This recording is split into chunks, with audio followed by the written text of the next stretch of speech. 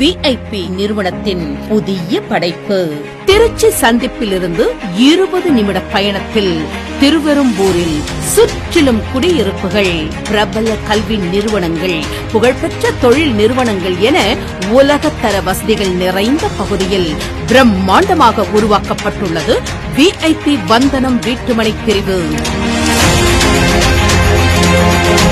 மனை முழுவதும் மிக அகலமான தார் சாலைகள், சாலையின் இருபுறமும் LED மின் விளக்குகள்,